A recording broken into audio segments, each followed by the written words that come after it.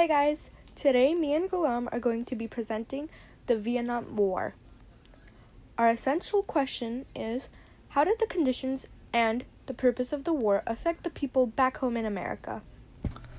Before talking about this, what we need to establish is the cause of the war. After Vietnam won its independence through the Treaty of Geneva in 1954, the French left Vietnam and the country was divided by the 17th parallel until elections could be held to once again unite the nation.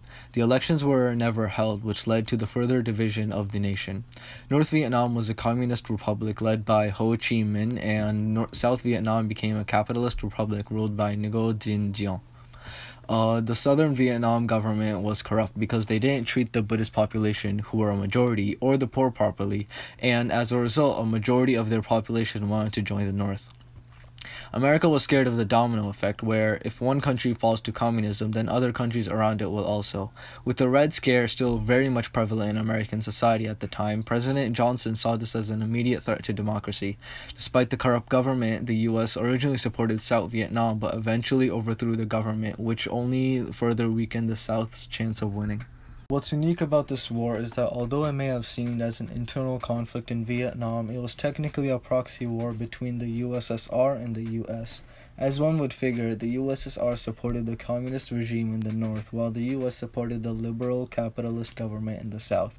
This would be one of the major conflicts between America and the USSR, which would have almost led to a nuclear. As we can see here, the line splitting North Vietnam from South Vietnam was called the 17th parallel. Okay, let's talk about what the soldier's life was actually like in the war. While many did apply to go to war, a lot of soldiers were drafted too, and majority of the Americans that went into war were given 8 weeks of basic training, and then they had to go to courses such as infantry, artillery, engineering, and more. And these lasted about 2 to 6 months. The soldiers that were to deploy in Vietnam were given fortnight specialist training. A lot of soldiers were sent in as replacements much later than the earlier soldiers, which did make it hard to work together because they weren't there from the start. Their days were spent by doing search and destroy missions and doing ambushes in the night, and they barely had any time to sleep because they were afraid of dying and had to stay alert. Some problems they faced were terrain, no cost to fight, and discipline issues. Since the soldiers were fighting in Vietnam, they did not know the area that well, and this did take a toll on the troops. The climate also made it difficult because the soldiers could not handle the humidity and rain, and there was no real cause that the soldiers were fighting for in Vietnam, so a lot of the times the battles were senseless. And the operations they did end up doing ended up killing people from Vietnam and the people in America, and there was no reason for it. It was also hard to gain the trust of Vietnamese people that lived there because sometimes they would trust the American soldiers and sometimes they wouldn't, which also made things difficult. The soldiers also had a lot of their friends killed in this war for no particular reason, which took a toll on their mental health and made the soldiers frustrated, causing disciplinary issues. Now, let's get into some statistics. In 1967, there were about 500,000 American troops in Vietnam, and the American casualties were up to 15,058 killed and 109,527 wounded. And while they had no purpose to really fight in this war, troops did begin to mistrust the government. Finally, we'll be discussing the reactions to the Vietnam War in the US.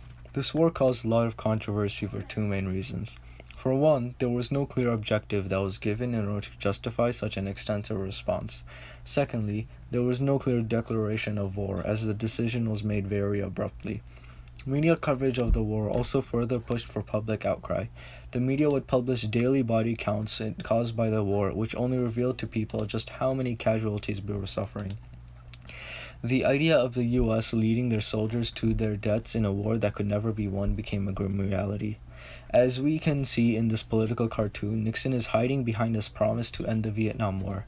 This is because despite his campaign being built on the foundation of ending the war, Nixon initially only further escalated the war, causing many more American lives to be lost. There was an increase in the deterioration of soldiers' physical and mental health, and enough was enough for the people back in America. Prior to the escalation of the war in 1965, protests to the war remained fairly small scale, only occurring on college campuses. Members of SDS, Students for a Democratic Society, started with organizing teach-ins, which got more people to be aware of what was actually happening. And as more and more casualties were reported each day, even the soldiers began to question why they were fighting in the war. More Americans got together for the anti-war cause.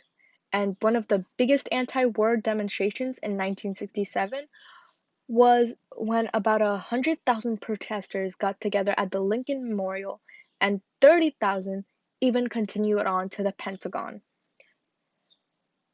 The anti-war movement was also given a boost by Martin Luther King Jr.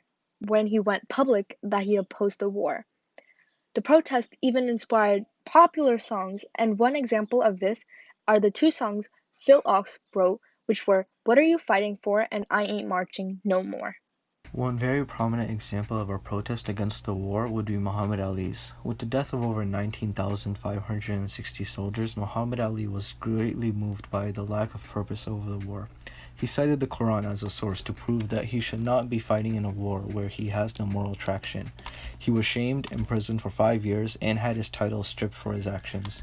David Susskind, an influential TV personality at the time, described Muhammad Ali as a disgrace to his country, his race, and what he laughingly described as his profession. Ironically enough, this only further strengthened the ideas of resistance against the war. Looking back, the war was fought because communism spread to North Vietnam and the US did not want it spreading to South Vietnam. The war caused many casualties, and a lot of the soldiers did not have a good idea of the war. This caused the people's ideas of it to be bad, and there were a lot of anti-war movements. Thank you for watching the presentation, and we hope you enjoyed it. Bye!